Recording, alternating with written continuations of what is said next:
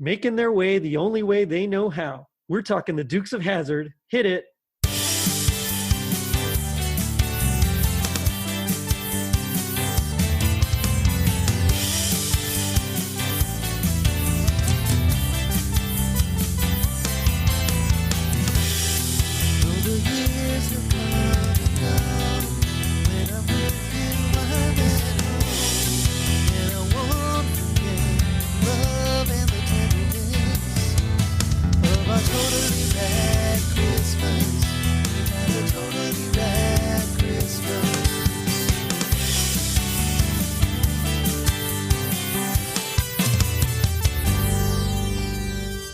It was 1979. Michael Jackson released his Off the Wall album. Sony introduced the Walkman.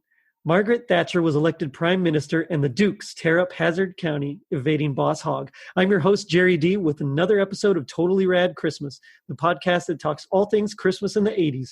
Toys, movies, specials, music, and fads. If it was gnarly during Christmas in the 80s, we got it covered. Now, joining me is a very special guest, Jason Rhodes. Jason, how's it going? It's going great, Jerry. How are you? You know, I'm same here. I'm taking it one day at a time, just like the Dukes. Right. Just trying to make it through all this craziness that's been going on. Yep, and there's been a lot of it, that's for sure. Yes, sir. Yes, sir. Well, thanks for being on. So the reason I asked you on specifically was because you were a Dukes of Hazzard fan, and you actually brought up the Dukes to me. You to my attention. You brought it to my attention. It's something that, of course, I'd watched as a kid, but I'd kind of forgotten about. And as soon as you messaged, all these memories started flooding back. And so I said, I got to get this guy on to come talk. Yeah. Well, it's almost the same thing for me. I hadn't watched an episode of the Dukes in a long time. Mm-hmm. And I was just kind of messing around on Marketplace on Facebook. And I happened to see a link to a full season of the Dukes, and it had an animated cover on it. And I was like, what is this? I've never seen this before. And so I did a little bit of research, and the first thing that popped up was that Christmas episode. And I thought, that's something that falls right in line with what you do. So yes, sir. I sent it along. Well, thank you. I appreciate it. It was definitely an experience watching it. Yeah, that's for sure. So what are your, before we get into it, what are your, general thoughts and histories with the Dukes of Hazzard? Yeah. Well, it all started, just whenever I was a kid. Where I grew up in West Virginia and very urban in the country. Mm-hmm. Didn't have cable, wasn't a thing for us. Right. If we were going to get TV, it was through a satellite, and we got one channel. And back then, a couple nights a week, they would air the Dukes, like 2 episodes on CBS. So that's what I had to watch. And that's where I started watching it. And it kind of hit home because I kind of grew up in the country, and right. Seeing a show that had a country theme to it just kind of hit it home. So that's kind of how I got started with it. Now, as far as the actual animated version, I had never seen that till I messaged you. So I had no idea that ever existed. And I watched a lot of Cartoon Network later in life, and it was a Hanna-Barbera creation. So you would think that it would have aired at some point in time, but I've never seen it before. You know what? It is same here. It was something completely new to me. I remember the show because we would go to my grandma's house, and a lot of my cousins would be watching it. And I remember most of it I didn't really care for until they'd get to the car chases. And then I was like hooked, like, oh, this is great, And of course you had the jumps, and it was just amazing. And of course, Daisy Duke was, wow. So right. That's about all I can say. But same thing. I had no idea that there was a cartoon. And you're right. I mean, it was Hanna-Barbera, and I mean, and when you're watching it, it's very Hanna-Barbera style. Absolutely. Where, the curves, the lines, everything in the artistic style, but also just the whole concept about like a race around the world. I mean, that's like totally Hanna-Barbera. Yeah, for me, it fell in line with like Wacky Races and yes. that kind of show, and yes, it hit right in line, like you said. Which I used to love growing up. And me too. Yep. It's funny you said you watched it at your grandmother's. That's kind of where I started watching it. And Nice. and right with that, I don't know if you remember Prime Star. It was like the first satellite to come out, like smaller satellite. Yes. Yeah. And my vaguely. grandparents got one, and I started going out there and watching Cartoon Network, and that Wacky Races aired, and Scooby Doo, and the Smurfs. And all. Yep. It was like Hanna-Barbera 24/7, and so all those cartoons hold a place in my heart. And it's as soon as I saw this, I thought that has got to be Hanna-Barbera, and I didn't find that out till later that it was. That it was, yeah. They have that distinctive style. It's like Rankin Bass too. When you see when you see like The Hobbit or Thundercats and Silverhawks, it's like that it's that particular style. Whereas it's same thing with Hanna-Barbera. It's like it's something about the way that they draw. What I found really interesting about the cartoon was that it actually used the voices of their cast of the live show. Yeah. So that was already a huge plus, because most of the time when you do these cartoon adaptations, like with Ghostbusters, I mean, of course, none of those were, right. It wasn't Bill Murray and Dan Aykroyd, and right. So I thought right away that's a plus. That's a huge plus, because I mean, I love continuity, I love world building and stuff like that. And so whenever you have that continuity, it's just wow, already. So, and actually, I don't know if you look back at all, but I went back and watched. I don't think it was the pilot episode, but it was the second episode. Mm-hmm. And during that time, John Schneider and Tom Wopat were away from the Dukes. They had a leave of absence because they wanted to get cut in on the merchandising for the Dukes. And I think the year they did it was like 1982, and the year before they made like 190 million just in 81 off of merchandise. Wow! And they were getting none of that. So they wanted cut in. So when this show started, it was the cousins. I can't remember their names, but I think it was Coy and Vance. Coy and Vance, yeah. Yep. So when it started, those were the main characters, and then when season 2 kicked off, the Bo and Luke were back, so they took over. Oh man! And Coy and Vance, I honestly I don't even remember them in the show, and I remember reading a while back that this was one of those, like, they were just such carbon copies of Bo and Luke. They didn't even try to give them their own personality. That they were so similar that I think in my mind I just kind of associated the two. I totally didn't even know. Yep. It's so that was crazy. The same way. Very few episodes I remember with them, and even the animation, like, there's very, very little change in the animation between Coy and Bo or Luke. They look like the same characters, wearing the same clothes and everything. Oh man, that's hilarious. Oh man. So the Dukes of Hazzard premiered in 1979. It was actually based off of an old movie from 1975 called Moonrunners, I think, or Moonrunners. Yeah, it's crazy how much these things are similar. But essentially, Guy Waldron, who created Moonrunners, he took a lot of those concepts and then built it into the show. And one thing that I really didn't remember at all, because I always remembered it being pretty family friendly. But as I was reading about it, and I even went back and saw a couple of the first episodes of the live action show, and it's a little more intense, a little more, I mean, not a lot, but it's a little more adult. Rosco even like shoots someone in some of those early episodes, which is crazy. I mean, that's hard to believe. Yeah, you don't think of Rosco as doing something like that. I mean, he's kind of. I don't want to say dim-witted, but I mean, he's not quite like that. But essentially the plot of the show is the Dukes are a family living in Hazzard County. The two young stars, Bo and Luke, are both on probation, which is something else I didn't remember growing up, or maybe I just didn't get the concept at the time. But right. But it makes sense. That's why they always use bow and arrows. They can't have guns. That's right. Yeah. Some of my favorite episodes were, I don't know if you remember, but they had bow and arrows with dynamite. Dynamite, the arrows, yes. And we're shooting cars and buildings and everything. Yes. Oh, that was so cool. Yeah. Those are also, so the car chases, and I always remember the bow and arrows and things just exploding. Yeah. It was so good. but yeah, so they're on probation, and essentially Jefferson Hogg or JD Hogg would normally call Boss Hogg, who's like what the county commissioner. I think he's also like a Pretty police much, commissioner, and I mean he's Yep. pretty much like in everything. He has a rivalry with the Dukes that I think goes back with like their Uncle Jesse. Yep. Something like, I think they both were moonshiners. They were. Yep.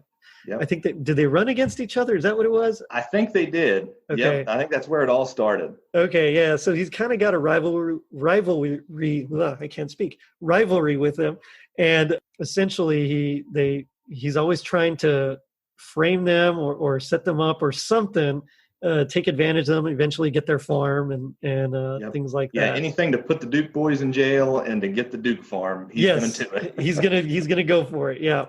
And filling out the cast is, of course, a sheriff, which, again, I didn't remember his backstory at all. But apparently, when I was reading up on him, he actually was once a good sheriff that the townspeople voted to take away his pension. And so that's when he became more corrupt and started messing with Boss Hogg. And and he's still, in the long run, he's still got a great heart. He does, and anytime it comes down to it, he usually does the right thing. But, yes, sir. Yep. Which just adds to his character. Yeah, I mean, he really is pretty complex because he's kind of disgruntled, essentially. He just, and can you blame him? I mean, now he's got no retirement. I mean, right. I mean, what's going to happen to him, but you're right. He always ends up doing the right thing. And of course, he's got his Basset Hound Flash, who I always when I was a kid, every Basset Hound that I saw, to me, that dog was Flash. Yeah. That was my favorite part of the show. Yeah, I always liked Flash. And then, of course, Catherine Bach was Daisy Duke, their cousin. Yep. And I think she works at the Boar's Nest, right? She does. Works, okay, and she's a waitress. She's a waitress, and that's also owned by Boss Hogg? That's correct. Okay, okay. It's all coming back to me now. But I just remember specifically, there was always like a great car chase and like a great jump. There was always, sometimes it was over several cars. I mean, it was, all sorts of things, but whenever you saw a ramp, okay, something awesome is going to happen. And it usually most of the time it would pause, and Waylon Jennings would come on and say, well, what are the Duke boys going to do now? And you'd go to commercial. And when they'd come back, they'd leap it. And then a pain would hit my heart to see the fenders crumple and everything on a car. But then they take off and it's just fine. Yeah. I'd like to know how many Chargers they went through when they filmed the show. For real. Well, and I know even as the show progressed, and this was part of the issue that, Bo and Luke, their actors had, was that later on, in order to save some money, they started using miniatures. And so they kind of lost some of the realism, and they felt something was a little bit lacking there. And I can see that. I mean, it's, unless you have like a super huge budget, it is really hard to make miniatures look good. Yep, absolutely. It's like, unless you light it a certain way, but the whole gist of it is that a lot of these things, in order to see it, you got to have like natural daylight because it's out in the country. And so, I mean, I get it. I get. So. Yep. I understand why they did it, but I understand their point of view too. It just, you're losing that just slightest bit of realism with it. Exactly. And I always also wondered, like, what kind of shocks do they have on these cars? Because the opening scene when they're playing the Good Old Boys song and they jump right at the end. If you watch, when that car hits, you can see the fenders start to crumple on it, and it kills me every time because that was such a nice car. It really was. And it always got me, like you were talking about burning tires and hitting the jumps. It didn't matter if they were on pavement or on a dirt road. If they're coming to a stop or going around a sharp turn, they were squealing the tires. Yes, they were, yeah. This day, unless it would be clay or something, I guess I've yet to see a dirt road where you're squealing tires around the turns. I guess it kind of adds the effect of speed and intensity, Yeah, it's a good Foley artist there. It just adds, just throw in the screech, all over the place. But yeah, so that's basically the gist of the Dukes. It ran for what I think 7 seasons. Season 5 was the one where they in 83, I believe, was when it was, when they decided to kind of bow out for a while, and that's when they introduced Coy and Vance and the 2 more cousins, which is kind of funny because I was trying to do the math. So I think Uncle Jesse, I mean, he has to have at least like 5 siblings because they're all cousins, but none of them are brothers and sisters. Right. Yep. So, right. Yeah, so he has to have that at least, which is kind of cool. I mean, my mom is the youngest of 6 daughters, so I mean, I get it. And each time, especially towards the end, they kind of ended up sometimes teaming up with Boss Hogg, if I remember correctly, a lot more to kind of help save him or catch the real bad guys or something like that. Yep. And it always seemed like every episode, like the one we're going to talk about a little bit later, he always blackmailed him, and there was always the real bad guys. And there was always the real. And in the end, he's left with the choice: am I going to get the Duke boys in trouble or the real bad guys, and look like a fool if I go with the Dukes, So he got put into some predicaments oftentimes with the scams. Yeah, but that's the thing; they were always of his making, So you could just laugh at it. But by the way, my brother actually met. Is it Tom Wolpett? Yeah. He actually met him, and there's a picture of him. And I'll see if I can post it online. But I thought that was really cool. I remember he was excited, and he got a picture of him. I think it was just like he came to one of his shows or something like that. My brother lives in New York, and so he got to meet him, and I was like, oh, that's awesome. Yeah. Well, I know that he's I guess put out a few albums, and he's actually put out, I think in 2014, him and John Schneider released a Christmas album. Oh, wow. And and it I didn't get to listen to any of it or anything, but good luck getting one. I looked on Amazon, and they were selling for like $100 a pop. I mean, wow, they had some value. Wow. That doesn't surprise me. I mean, there's there's still conventions, Dukes of Hazzard conventions and get-togethers and all sorts of things. Yep. So, I mean, that doesn't surprise me. And that was something that got me with all the cast. They had reunion shows and all kinds of different things years after, and they still do things together from time to time. So they must have all gotten along and enjoyed working with each other, and that's kind of a rare thing to see. Yeah, it really is. I mean, and I don't blame them. I mean, you're out in the country, you're racing cars, it's shenanigans. I mean, I would. I mean, I think, of course, they'd all just kind of grow together as a family.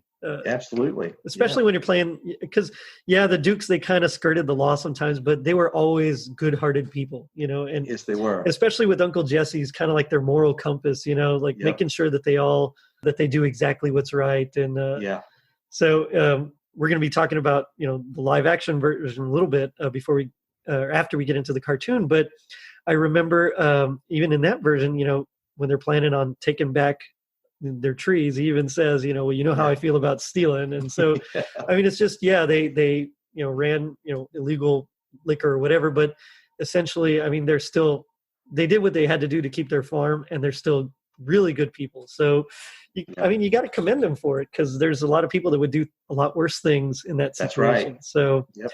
So I always thought that was kind of cool that, even though they sometimes did a little bit, not quite exactly the right thing, they always did the right thing. But let's go ahead and talk about this. So there, we have 2 episodes we're going to talk about today. The first is that the cartoon, the Dukes, which you were saying, it was 2 seasons. First season was Coy and Vance. This was the second season episode, A Dickens of a Christmas, which already, you can kind of tell it's going to be based around A Christmas Carol. Absolutely. Like any good Christmas special. When in doubt. Not too many shows that hasn't done a Christmas Carol version. Exactly. Yes. But it's actually a really good episode. I mean, it's odd, and it's kind of straightforward, but at the same time, it's also just not. There's a lot of twists and turns that they take in it. But so in the cartoon, as I mentioned earlier, the premise is that they're racing around the world to win some prize money, and the Dukes are hoping to win that money so that they can just pay off their mortgage and own the farm straight out, not have to worry about Boss Hogg. So in this particular episode, they're when they get to their check-in town, the rules prevent them from actually racing on Christmas Day. So they're going to go ahead and just kind of take it easy and relax and celebrate Christmas. And of course, Boss Hogg, he's got a Boss Hogg, and he. Well, it wouldn't be an episode of the Dukes if Boss Hogg didn't Boss Hogg. Exactly. Yes, sir. Exactly. So what I love about it, they actually, the Dukes, of course, being the great people they are, they invite him to come spend Christmas with them. They're gonna, try to do it up as best they can and make everything feel like home. And of course, his plans are to go ahead and somehow sneak out of town and start the race early. In fact, I think he even mentions that he celebrates like Russian Christmas or something like that. January 6th or January something 6th, like that. Yeah, which traditionally that's the Feast of the Epiphany, which is 12 days after Christmas. So, I mean, it makes sense that's what he was. But, that's just a little sneaky right there. Yeah, just a little. Just a little. So that's already, okay. So now we kind of get our big setup. That's what's going on. And they invite him to come on, and he says no. And Rosco, sheriff, he really wants to, but he kind of, JD kind of guilts him into not doing it. Yep. And so as he's falling asleep, we get the big, as Boss Hogg's falling asleep, we get the big reveal of the Christmas Carol. He's visited by Big Jake Marley. Big Jake. The first boss of Hazzard County. The first boss, yes, sir. And I love how they draw him. It's the typical, he's the broad-chested, strong man. I mean, you can tell he's big, a very intimidating figure. Yes, he really is. And but what I love about it is they kept that Dickensian motif of, he's got the chains and the lock boxes and everything still around him. Yeah. So even though, of course, he's very, Southern kind of, with the suit and everything, he's still got that going on in the afterlife. So he appears to Boss Hogg to try to save him. And of course, Boss Hogg's at first a little nervous, but he's also like, wait, I learned everything from you. What are you talking about? Right. Yeah. He was, hiding behind the chair and terrified when he first came out. So it kind of made me wonder, as bad as Boss Hogg is, how bad was this guy that has him hiding behind his chair? Yeah, exactly. Yeah. That's a whole, I can't even imagine. But Boss Hogg still was kind of, even though he was very self-serving, he also was still a pretty good guy overall. He was. Deep down he was. And just like Rosco, usually he ended up doing the right thing. Yes, yeah. So I could kind of see, I could kind of see how this big intimidating guy would really kind of intimidate him. And especially because he was a shorter gentleman. And so I could see that. But he tells him, you're going to be, 3 ghosts are going to come hunting you or something like that. And so thus we begin our Christmas Carol adventure. Now, what I love about the ghosts is that they don't appear in their typical costumes. So the first one, he's got the overalls, and I really enjoyed the depictions of the ghosts. Yeah, I did too. They fit just perfect with the Dukes. The country theme and everything. Every one of them. Yeah, there was something about them that kind of had that. And that made it really, really neat. Yes, exactly. And the kind of the running gag through each one of the visits is when the ghosts take them through the wall, and of course the ghosts just kind of phase through it, and Boss Hogg either has to be squeezed out through like a window or up a chimney. I think even the first one, as he's taking him out, he said, as long as you hold on to me, no harm will come to you. And bam, right through the window, Yes, exactly. So that's the running gag. And it's just, they play it so perfectly because it's that same style of, the Duke's humor, but it's also very Hanna-Barbera as well. Yep. So it's just a perfect blend of that. And so they go to visit him, and they take him to when he's a kid and he sees his mom, and she gives him a Christmas present, which is his first piggy bank. And of course, he's all excited. But what I loved about this scene is that he's actually still in the white suit, but with the shorts. Yep. And for some reason, in my mind, I did not picture Boss Hogg with black hair. That just threw me off for some reason. Right? Yeah, it was crazy. And then same thing, even when they go to the next scene and he's with his girl. In the counting money, same thing. He's got the dark hair, and it's just like you don't expect that because you're just so used to seeing him with the gray. Right? Yeah. Yep. It threw me off. Yeah, it really did. But I like how so when he's a kid and his mom gives him the piggy bank and she's like, "Can I have a kiss?" And so he gives him a kiss. That'll cost you 35 cents. 35 cents. Yeah. It's such a Boss Hogg line. It's perfect. So I really enjoyed that. And of course, so the ghost takes him through, and then he sees when his love, because he won't like quit with the money. She's like, me or the money, which is it? And so he's like, let's call it a tie. This is a great line, another great line. And so she like takes her ring off and says, well, I'm going to go marry Jesse Duke instead. Jesse Duke, yeah. which adds to the rivalry. Exactly. Yeah. Was that canon? Like, was that from the live action one as well? I don't remember. I don't recall that. I really don't remember that being in the live action. Yeah, now, it could have been, and maybe I missed it, but this was the first time I'd ever seen that. Yeah, I completely didn't remember that at all. But I mean, it really adds another. I mean, it's just another layer to the rivalry, Yeah, and it made me kind of think about Lulu, his current wife. What does she think about the love that he had for Jesse Duke's wife? Right? Yeah. Oh man, that was his first. Which I guess we all have our first love. Well, yeah. Still, he seemed to really be into her. Yeah. Yes. So I mean, that's a whole questionable thing. Yeah. Like why he's after the Dukes. Oh man, if I were her, that'd be terrible. So then they go to the second ghost, and he's kind of showing him what's happening. And again, he's country themed, and he takes him to the present where he sees Rosco and Flash. And they have, and I love how Rosco's like, well, I owe so much money to Boss Hogg. I mean, I barely had enough for these biscuits, and and then I love how the ghost is like, so what do you think of that? And Boss Hogg's like, well, I'm just wondering how he conned me out of some money for those biscuits. I mean, it's like, so it's such a Scrooge thing, but at the same time, it's worse than Scrooge. It is. Yep.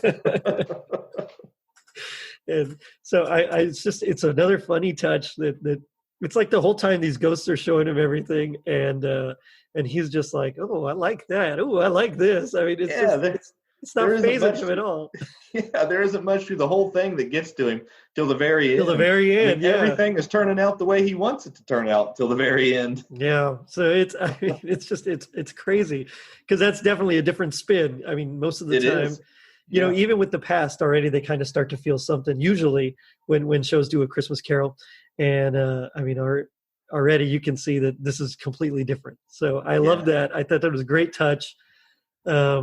And so then he takes him over to the Dukes, and he sees them preparing a gift basket for him, and which I thought it was favorite treats and all his favorite treats. Yeah, the gumdrops or something, and I thought it was really sweet of the Dukes, to do that. And of course, Daisy's the one doing it, and I mean, they really draw her pretty accurately there, I noticed. Yeah, they did. I was surprised for a children's show. Right. I mean, she's wearing the Daisy Dukes and everything. Yep, she sure was. And of course, he's like, "Hey, maybe I can get my gift basket early, just in case or something." I mean, it's so funny because I mean, you can see the ghost is like, just yep. And he's got one of my favorite lines, which I may or may not be saying later, but it's such a great back and forth between the two, and it's just so funny to see that because again, most ghosts at this point, they're kind of shaming them into it, and usually by present they're already at that point now where Ghost of Christmas Future just pushes them over the edge. Yeah, they're still far from that here. Oh yeah, very very far. Yeah. So they're, they want to invite him, and so they find Rosco and all that stuff, and of course he gets really mad. But anyway, so he goes back, and we see him now with the final ghost, which again I thought was really interesting in that they made him all white, and I think a lot of that was just because of the limitations of the animation style at the time. Like if they made him too dark, you probably wouldn't have been able to see him against the night sky and things like that. Yeah, but at the same time, as soon as I saw him, it reminded me, I think it was a year later, from the Nutcracker Scoob. Hanna-Barbera made that, and it was, I don't know if you've seen that, but it's been a long time. The ghost that's in that episode, as soon as I saw it, it made me think of him. And I mean, they look almost identical with the exception of the long, creepy hands and all of that. But I don't know if they kind of went back to that animation and kind of reused it. I mean, there's some differences, but right away I could see the similarities too. Mm-hmm. Yeah, but I thought it was a great choice because I mean, it kind of matched him. They're both white, and so you get that kind of, well, here's what's going on. But I mean, it to me, it actually made it a little creepier. It was pretty creepy for an animated version of Christmas Carol. Yes, and he had, like you said, he's got the long, bony hands. Yeah, and most of the time it's way more vocal than you usually hear a Ghost of Christmas Future too. I mean, he talks a lot, and he's got that Southern drawl too, so it fits right in line with the country theme. Yeah, which I really enjoyed. I thought that was just a great touch. But you're right, he does talk where most of them don't. They just kind of point. But for some reason, I think it was necessary in this one. I agree. I don't know why, but just as soon as I heard it, I was like, that's perfect. And I don't know, again, if that was like a conscious, let's make this ghost talk, or if it was more of like, well, I don't know if kids are going to get it. Let's add this. But whatever the reason, I think it worked great. I do too. And so he shows him the future, or, quote unquote future. And so the first thing is that they go to Uncle Jesse's farm. It's not the Duke's farm anymore. It's like Hogg Acres or something like that. Yeah, Hogg Acres. So he actually, he finally got it. It's his now. And you see Uncle Jesse kind of plowing the fields and taking a break. And of course he's like, you don't take a break until I tell you to. You hear? Yeah, exactly. And the poor ghost, I mean, he doesn't have a face, but you can tell that he's like, just like, come on, guy. Man. Yeah. Like, what are you doing? Get through to this guy? Yes, exactly. What's it gonna take? And so then they go see, they go to the boar's nest, but before they go inside, they see Bo is outside in the clown suit, in the clown outfit. Yep, trying to get him to come in. And as they go inside, then you see Daisy, who's like scrubbing floors. Yep. Rosco over telling her to maybe she better make sure she gets a good job on it because boss is going to come. Yeah. And the whole time throughout all these, he's just like laughing. It's like, yeah, I finally got those Dukes. Just everything that Boss Hogg has ever wanted is coming true. Yeah. And so then we see Luke drive up in a modified General Lee. Top off of it. Yeah. Just paint job on the side. Hauling trash. Yeah, it says something like Hogg disposal or something like that. Yeah. and he's hauling trash. And of course, Boss Hogg makes another joke, like instead of burning rubber, he's going to be burning garbage. So he's like so super excited. Everything, like you said, everything he wanted is coming true. And then finally the ghost is like, okay, if this doesn't get him, then, this is last ditch effort here. So the ghost takes him to the cemetery where he sees himself in like just a beat up grave. So he doesn't even get to enjoy like his victory over the Dukes. And I think that's what actually got him more than anything else. I think so too. Yeah. He couldn't sit there and just soak it all in. He just, bam, he was out of there. Yeah. It's I mean, they kind of make it, oh no, this grave is empty and, broken. He's like, who's this old codger's wore out gravestone, Yeah. But instead it was his, missing all of his, triumphs over the Dukes. Yeah. And so of course he's like, tell me what it'll take to let this go. I'll cut you in. What is it? He offers him money, I think, and like 10% of something, and tax free. Yeah. Oh, it's so great.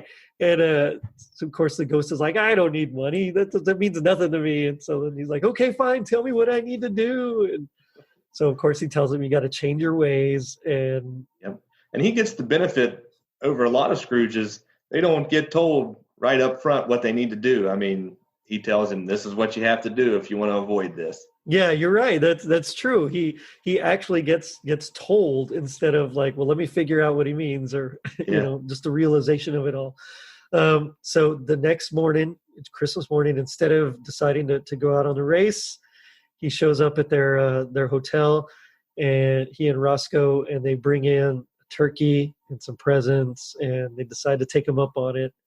Yep. And I just, it's a, as the guys from Tis the Podcast says, it hit me right in the feels. It was just That's right. Yeah. It was just if there, like you say with Tis the Podcast, there was definitely a Linus moment there. Yes, there was. Which again, as a Christmas Carol, I mean, you would expect. Absolutely. Yep. So, and in Duke fashion, they welcomed them both in. They welcomed them. Yep. And wished them Merry Christmas and had a good time. And then so we cut to Uncle Jesse being back home, who at first in the beginning was a little sad that he wasn't going to be with everybody, but he gets their postcard explaining everything that happened, and he's like, oh, that's kind of cool.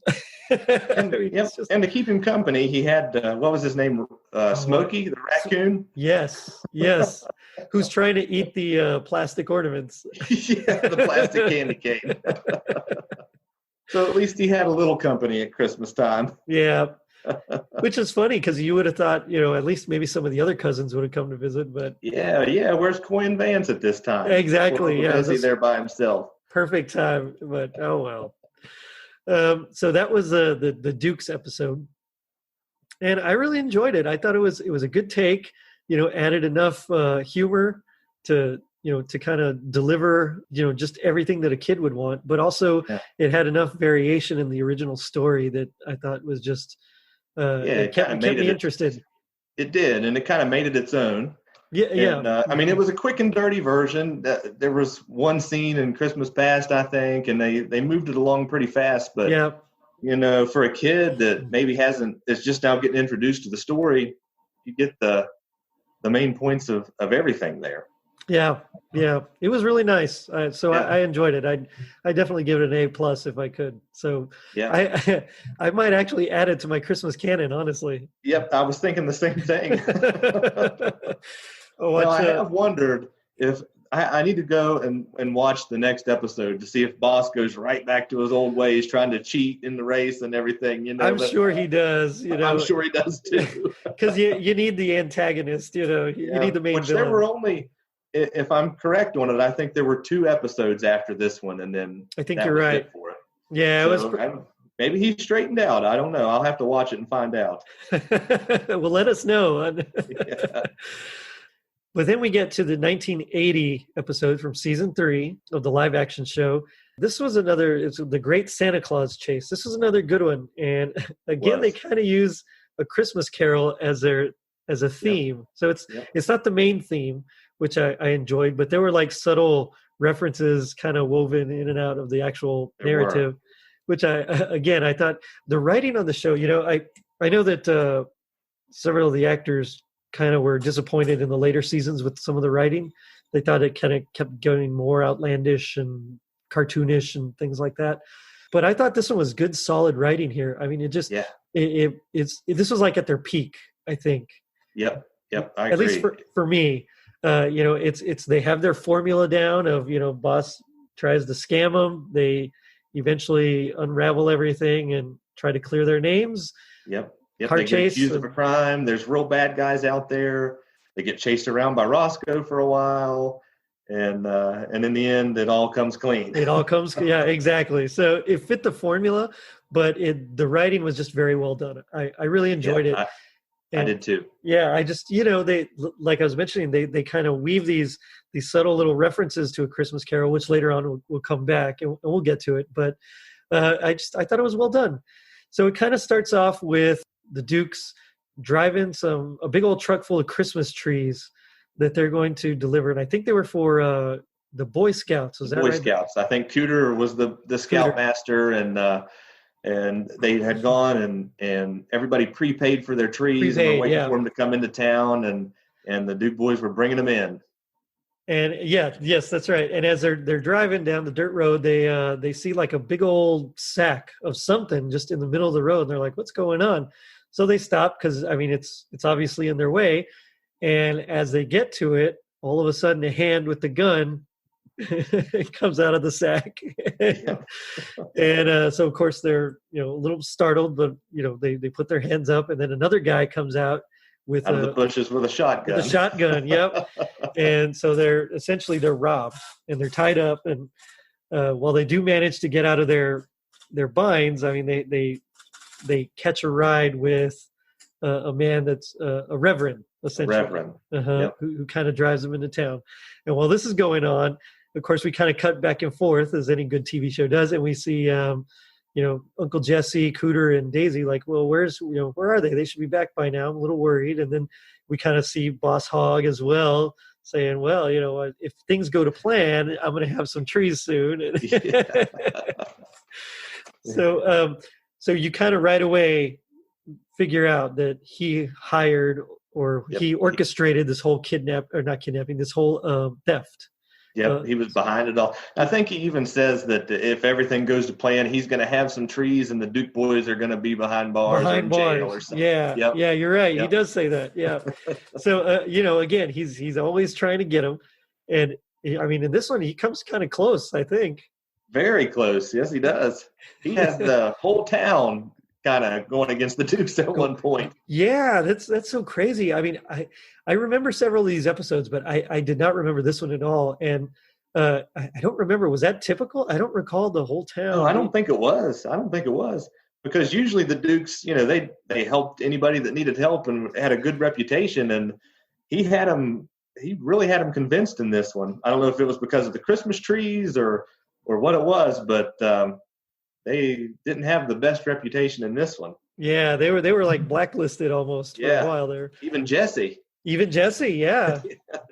So they get to the shop to tell them that they were robbed, and the Reverend comes into the shop and says, "Hey, you dropped this, or you left this on the seat," and it's an envelope, and of course they open it up and there's like $500 or something. $500. And of course, and right on the front said Bo and Luke Duke. And Luke Duke, yep. And Boss Hogg takes it immediately. I mean, it's like super suspicious. Like, how do you I mean, it's like he's not subtle at all. He can't hide his guilt.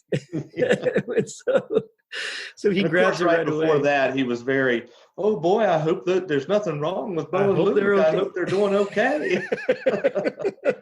Surely something bad didn't happen to them. Yeah. As a character, Boss Hogg is a terrible actor. I mean, what's his name? Sorrel Brook that plays him. I mean, he's a great actor, but he is. Yeah. But as a character, Boss Hogg is a terrible actor. Yeah. Not to get off topic with him, but I don't know if you've ever noticed this, but in the first Full House episode or Christmas episode, where they're at the airport, and they're stranded at the airport. There's a disgruntled man on the airplane, and he turns out to be Santa Claus at the end of it. It was Sorrel Brooks. Is that him? Oh, wow. Yeah, no, I didn't know that. Yeah. Wow. That takes me back. I didn't know that at all. That's cool. Yeah, I can't think of Boss Hogg without thinking of his character in Full House anymore. But that's cool. I mean, that's a testament to, you can go from like this, sniveling, scheming kind of guy to, I mean, the jolliest man on on earth. So right on. That's awesome. But yeah, so right away he's like, all right, arrest those guys, because he's kind of convinced he's already has, of course, he has this whole plan out. So this is why it's so fake, because and why it's like fishy, because right away he's like, oh, well, they have money. They must have sold the trees themselves or whatever. I mean, it's just, where did you boys come across $500? Like, how would you jump to that conclusion right away? I mean, so I mean, obviously it's a setup, and of course he tells Rosco to arrest him, and they run and get away. They steal his car. They steal his cop car, and they start driving away, which I thought was a great touch as well. Oh man. So yeah, the whole town is kind of against the Dukes at this point. Yeah, I can't remember if it was before or after this, but Uncle Jesse is rehearsing with the town choir. It's a bunch of kids, and the children's singing choir, Christmas carols, and they're going to have a performance. I don't know if it was Christmas Eve or Christmas Day, but he was kind of the choir director there. Right. Yeah. Yeah. It was a children's choir. And while they were waiting, I think, he was rehearsing with them, and then they come back later, which again, I thought was a really great bit. Cause there's only one kid left. He's like, well, at least you shut up. And Yeah. He said, well, I was the one that got picked to tell you the news. Yeah.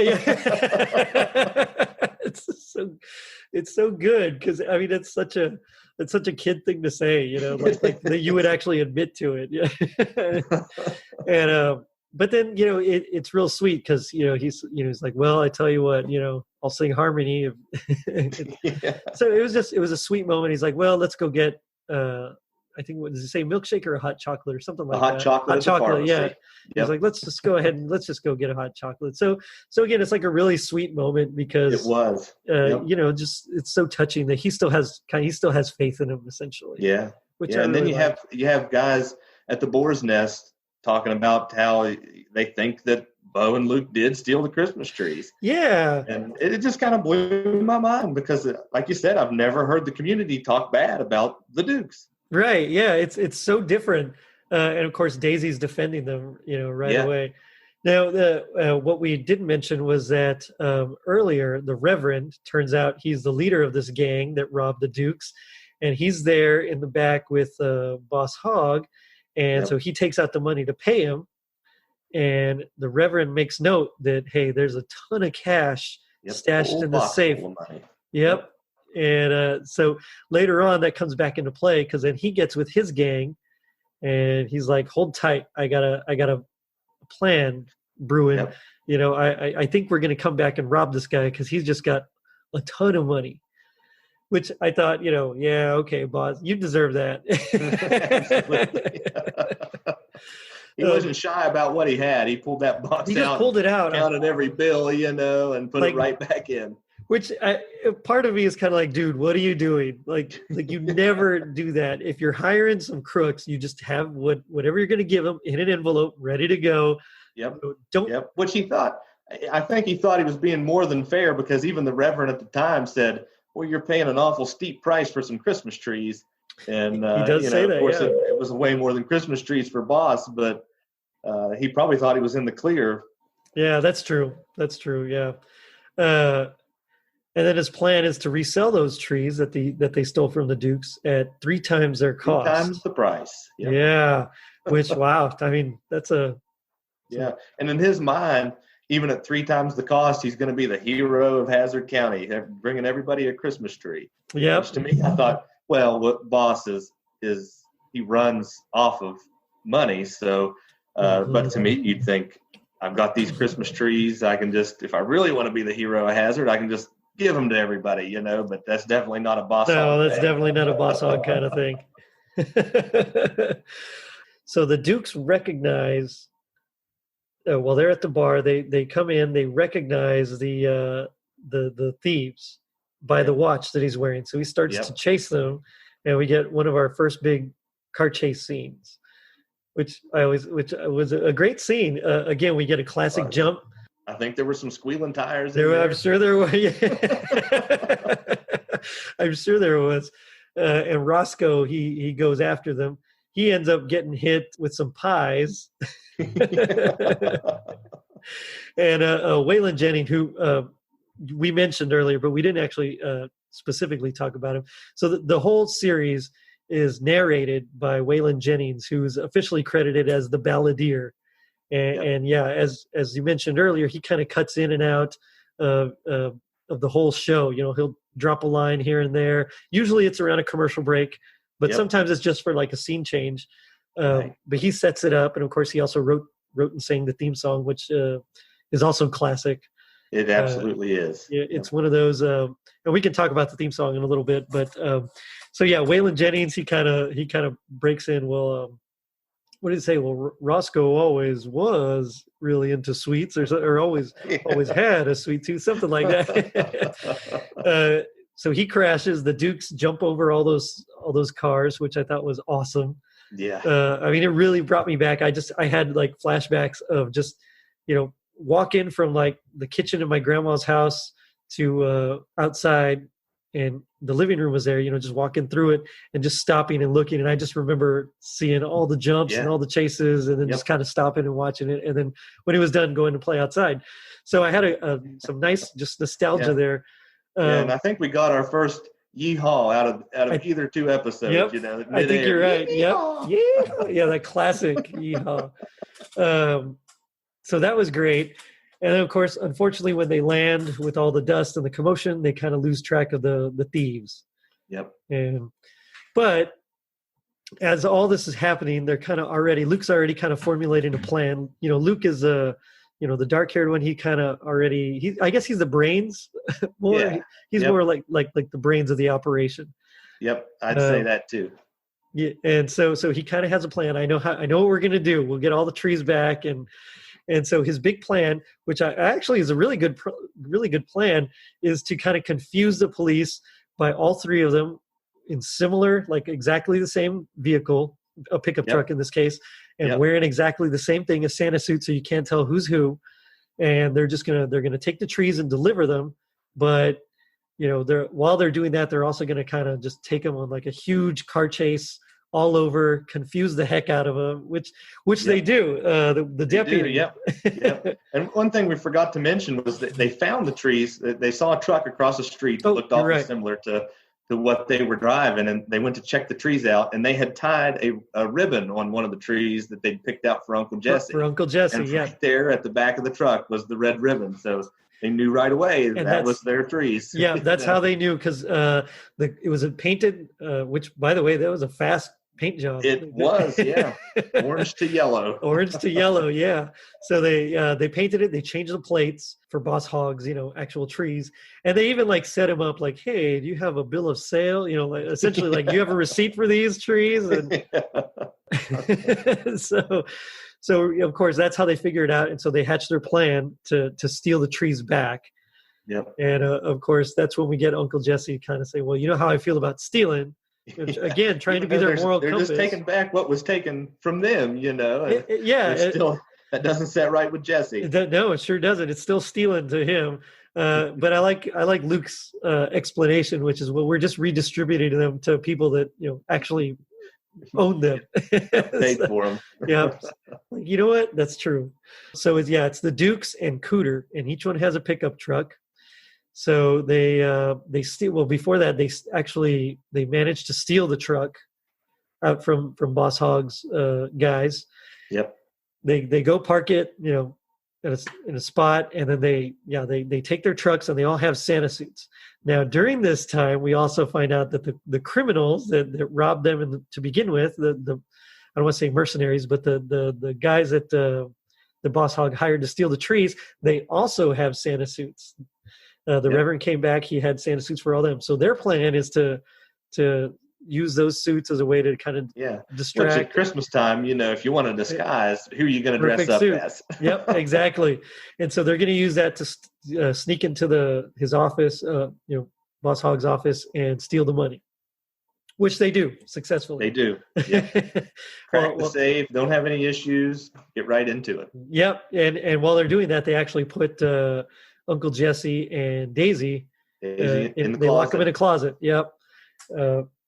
Same thing at gunpoint. And so then they take off, and right after they leave, of course, they manage to break out of the closet, and they chase them down in Daisy's classic white Jeep. Oh man, I loved that Jeep. I think I liked that Jeep more than I did the General Lee. Right? There's something about it. And I remember my cousin, he actually, he joined the Air Force, and then when he came back, he bought a white Jeep like that. And so, I remember it wasn't exactly like it, but it was close enough that every time I saw it, like, that's what I thought of. Like, wow, Daisy Duke's car. I'm sure he played into it. I'm sure he made me think that he actually bought. Oh, yeah. I'm sure. I remember that car, and it was just a cool Jeep. So they're chasing down the real crooks. Meanwhile, there's a huge chase between Boss Hogg and Roscoe's, in their caddy, just and the Dukes and all the trucks. What was Cletus? Was that the other officer's name? I think so. Yeah, because it was his nephew, right? Yep, Boss's nephew. Yeah. And so we get like a classic, well, no, he's going north. No, he's headed south. No, wait, he's headed. And of course, Boss Hogg's yelling dipstick and all sorts of all of his classic name calling, you know.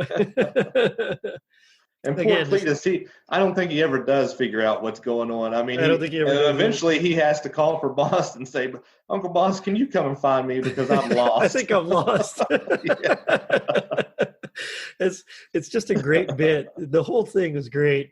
And eventually, after all the trees have been delivered, they kind of all meet up and they catch the bad guys. And of course, Boss Hogg's like, okay, no, arrest them. And he's like, no, wait, arrest them. And Uncle Jesse shows him the bag full of Boss Hogg's cash. And so then that's when he finally makes up his mind. No, get these crooks instead. Which I think would be kind of difficult because, you know, he hired them in the first place. Yeah. So I'm always, you know, that kind of makes me wonder, like, how did the prosecution of this go? Like, did they just let it drop or, you know, so that it doesn't come to light, or does he have like a judge on the take or what? That part of the episode. No, you never do. I feel like this isn't the first time that something like this has happened. Yeah, yeah, exactly. How many times has this happened? This is where normally it would be like the end of an episode, but in this kind of end, I mean, it's actually, there's still quite a bit left. And so we actually get Rosco and Boss Hogg, you know, they're there, they're closing up, and he's like, well, here, I got you a gift. So he leaves, he goes over to the Dukes because they invited him over because they have a gift for Flash, is what he says. A gift for Flash. So he goes over there. JD's just left all alone, and so he opens up the gift, and it's a Christmas Carol. Which again, it's strange. Ties right back in. Which I guess the animated version was after this, but right, yeah. I mean, but it fits perfect. It really does. Yeah, it really, really does. It's perfect. So he starts reading it, and you can see as he's going through it. Which, by the way, he's a fast reader. Very fast reader. I mean, I know it's a short novella, but I mean, it's still pretty quick. Yeah. So he goes through the whole thing, and you can actually see on his face, you know, the change, and which I thought was a nice touch. And so, I did too. Cut to the Duke's farm. Everybody's kind of just having fun, and then the doorbell or the knock on the door, and it's Boss Hogg with a bunch of presents. And it was, I mean, almost exactly like the scene from the animated version. Cartoon. Here he comes with his arms just full of presents, and he almost doesn't even know what to say in this one. He's so ashamed of himself and feels bad, you know, and he doesn't even know if they're going to welcome him in. But like the Dukes do, they just open arms. Come on in, JD. Come on in. Yeah. Oh, it's classic. I mean, it's not only classic Southerner, but it's classic Duke. You know, I mean, that's exactly. Absolutely. You know, that's exactly what they do. And so it's great the way that, you know, they start singing carols, and he is kind of sheepish, but he ends up joining in also. Sings right along. Yep. Yeah. So I like to imagine that they had just a great Christmas morning, you know. Yep. I'd say that they did.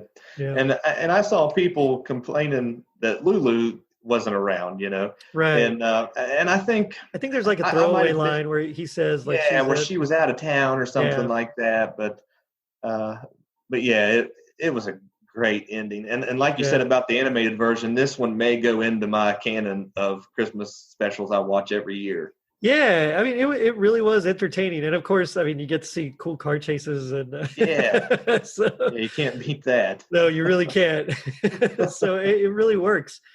I enjoyed both of these episodes, and I thought that the Christmas Carol theme, you know, it wasn't overdone in the live version, but it was just there enough to kind of cause that change, especially after all that, you know, he got double crossed, and you know, it was great. So yeah, I think this is definitely something I'm going to watch again for sure. Me too. So just a couple of things to bring up. Let's see. The song. I want to talk about the song really quickly.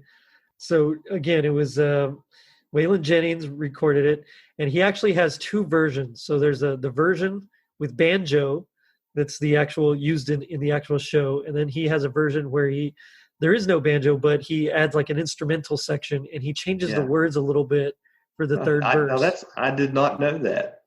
Yeah, it's really interesting. So the third verse, he actually has a cool line, something about my mom keeps wondering how come she can see my hands but not my face, which is a reference to in the theme song, of the Dukes. It just kind of shows his hands, playing the guitar. It's never right. It's they never show his face. So I thought that was pretty neat, especially because the original version or for the show says something like a fighting the system like two modern day Robin Hoods. Robin Hoods.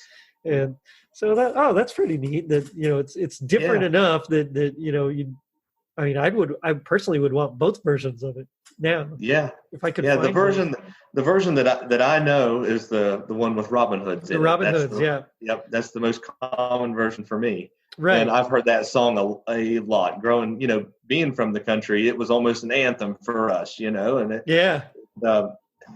I've heard it a lot in my lifetime, that's for sure.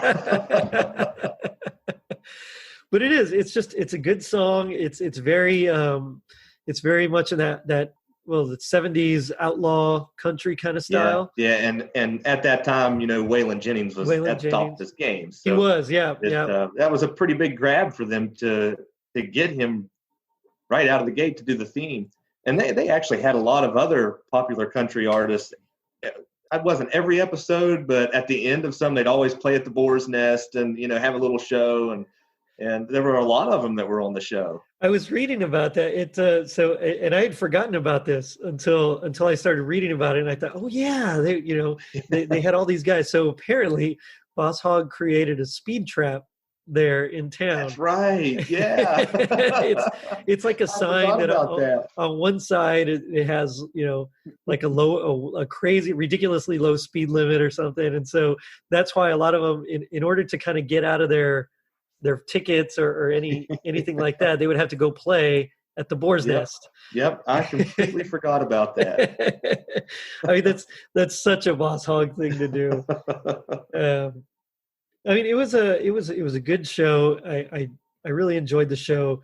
Waylon Jennings, by the way, was the balladeer in that Moonrunners movie, which I kind of wanted to bring up some of the similarities. So the Boar's Nest and the balladeer are both common to both. Uncle Jesse is also the family patriarch in that original movie. They both dress similarly in the overalls and the shirt. Boss Hogg is not named Hogg, but his name is Jake Rainey. But the Duke's name was, instead of Duke, it was Hag. So Hag, Hogg, you can kind of see where they kind of played with that. The sheriff was also named Rosco P. Coltrane. It's like almost exactly the same thing. He turned corrupt after he was cheated out of his pension. So I mean, a lot of it is the note for note almost same thing. They couldn't use, they were still on probation, couldn't use firearms, so they also used the flaming bow and arrow, which is really cool. Cooter also makes an appearance. The difference is the General Lee was named Traveler, which was the name of General Lee's actual horse. So I thought that's a cool little. I haven't actually seen the movie, but I haven't either. But now I kind of want to. Just to see the similarities. They're just wow. I mean, there really is a whole bunch of things here and there. But yeah, so he took that, and of course he kind of made it for TV. And once they realized that more kids were watching it, that's when they kind of made it a little more family friendly. And so Rosco kind of became just a little goofier, and and honestly, that's what I liked about the whole show, that you could sit down with your kids or mom and dad or your grandparents and watch it. You didn't have to worry about anything. It was going to have a good moral at the end, and I'm glad it went that direction. Me too. Especially because I was a kid when I saw it, but like if they made it today, for sure there would be like gunfights and all sorts of. There would be, and I mean there is, like in this episode there were guns present, but there's never a gun fired or anything. Nope. The Duke boys always solve everything without usually violence. There's a fight here and there, they generally get tied up in an episode, but it always ends peacefully. Yeah, which is again something else that you really don't see, No. So it's good on them for doing that. It also came out with several spin-offs. like you were saying, Yeah. so what's his name? Enos, I think. Or Enos. Enos, that's what it is. Enos. Yeah. Enos had his own short-lived series for a while. Yeah. Then, of course, the animated series we talked about. There was several video games, which I never played, but like I actually had. I can't remember. It seems to me like I got it for Christmas, and it was for the PlayStation 1. Yeah. And oh my gosh, I wore that game out, which was years after I'd quit watching the Dukes, but just seeing it come out, I had to get it. Yeah. And, oh, it was so much fun. I bet, especially for PlayStation, because the original game from 1984 was on ColecoVision. Okay. Yeah, so I never played it, but I'm sure just knowing that system, I'm sure it was nothing like it. Yeah. Yep. Well, now I'm kind of curious though. And then of course they had the TV movies, the one in '97 and one in 2000. So there was Reunion, and then Hazzard in Hollywood, where they go to Hollywood. Yeah, and then of course years later they had the whole remake with Johnny Knoxville and Jessica Simpson. Yeah. And, which I was reading about that, and critics actually praised her performance. They also just noted she was nothing like the original Daisy Duke. Right. Yeah. Which, I mean, you really can't be. I mean, she was, there isn't. And I had forgotten I'd almost forgotten about her until I watched that episode last night, and there isn't another Daisy Duke. No. She's like the perfect combination of she's down to earth, but she also can drive like nobody's business. That's right. She's just, and she can shoot, if I recall, as well. She could. Yep. So I mean, and kind of an interesting fact about her character and Bo's character. I'm assuming this is true, but I found it on multiple websites that Dennis Quaid actually was offered the part for, I think it was Bo Duke, but his one stipulation was that his wife at the time would be cast as Daisy, and she just didn't fit what they wanted. Yeah. And so he didn't take it. But thank goodness that didn't work out, because, I mean, I could see him playing a Duke, but I think they got the right characters for sure. Yeah. And usually that's how it works out. Yeah. But you could tell they caught lightning in a bottle, because, I mean, it lasted 7 seasons, and everybody, I mean, it had great ratings for most of the, of course, until. And I think at the beginning, but I don't think they had much hope at all for it. Right. It just was kind of a surprise to them. And I can kind of see it even in today, like you have the shows Mountain Men and Alaska: The Last Frontier, and it strikes the curiosity of people that don't live that way. And at the same time, someone that does likes to see the way that they live on television, so it kind of hits home for a couple different groups of people. Yeah, exactly. So for me, I mean, the General Lee is a classic. I mean, it's one of those cars that stands out with like the Batmobile kit from Knight Rider. Yeah. It's just, and of course it's just a 67, I think, Dodge Charger. I think so. Something like that. I know it's late 60s, but I was watching that scene where they like find the car, and they're like, I think a coat of paint, and we can drop our engine in, and I mean, it was fascinating how they kind of go about it. And, Cooter's like, well, I don't really have much paint. It's like, but that's a pretty reddish orange there. And so then, they're, Uncle Jesse's like, well, how do you get in? Because the doors are welded shut. And he's like, oh, just get in through the windows. Which again became like another classic kind of thing. They'd hop in through the window. And that hood slide across, which the first time that ever happened, from what I understand, was a complete accident. I'd heard Luke that. went to hop across it, and that's what happened. He slid right across, and that became a thing. Oh yeah, that again, it's another one of those iconic moments. Yeah. Like besides the jumps, you got to have the hood slide. Got to have the hood slide. And I highly doubt that there's many kids out there that hasn't tried to hood slide across their car. I did, and I was terrible at it. I didn't get very far. I just kind of, so dejected, just kind of, all right, scooch down. Oh, it was bad. And I remember thinking, I'll get it next time, but I never did. I never tried it again. That next time never happened. It never happened, no. So, oh well. But yeah, so again, classic show, definitely 80s, ran from 79 to 85. And this was good specials. So I have to ask, what would you say is your happiest moment or memory of the Dukes of Hazzard? Well, I'd have to say my best moment with it, and I've spoke about it a little bit earlier, was going out to my grandmother's house, which she was in walking distance from my house. Oh, nice. And so we would walk out there, and it was very few episodes I ever actually watched at home. We always went out and watched them with my grandparents. And like I said, it was one of those shows that you could do that with. Mm-hmm. And which both of my grandparents are gone now, but that's a fond memory that I have, going out there and sitting with both of them, and my mom and dad were there. And I mean, it doesn't really tie into Christmas, but every time I think of the Dukes, I think of my grandparents. So that's definitely my best memory with them. Right on. Well, it'll tie into Christmas now if this becomes part of your Christmas canon. So yeah. Right on. Yeah. For me, same thing. It's just, I remember, like I was mentioning, at my grandma's house, just mostly it was just my cousins kind of sitting and watching it, or the older cousins, I should say. And us younger ones, we would go outside to play, but every time just going back and forth, and then just wait to see the cool car chases and see what was going to happen. And so that's like the one that just sticks out most. Yeah. And with those car chases, I've got a 5-year-old little boy here at home, and nice. Just the other day, just in preparation for this, we were watching an episode, and nice. He's your typical little boy, loves Hot Wheels and fast cars and all that stuff, and he couldn't get enough of the General Lee's, spinning his tires and hitting the jumps, and so now we've been watching more episodes just because of that. Right on. Yeah, I told my son, because he's 3 right now. So when he's a little older, I told him, yeah, we're definitely gonna watch some Dukes. Yeah. So I'm excited for that.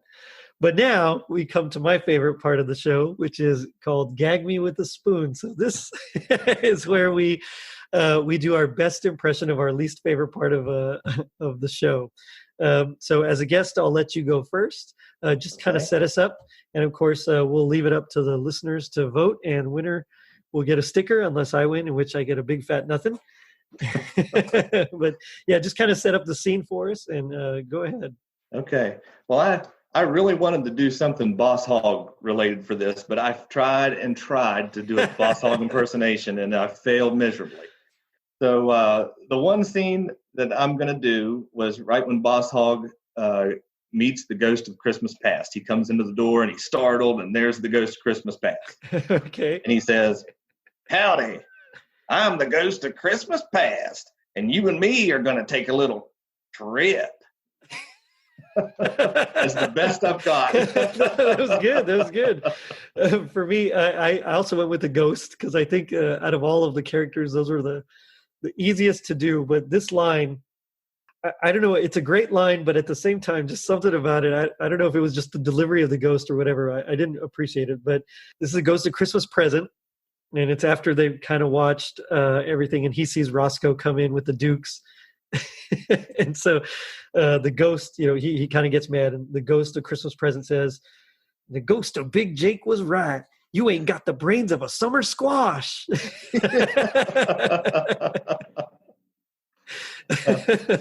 And on that note, that's another thing I loved about the Dukes, just kind of the little one-liners that they had. They had a ton.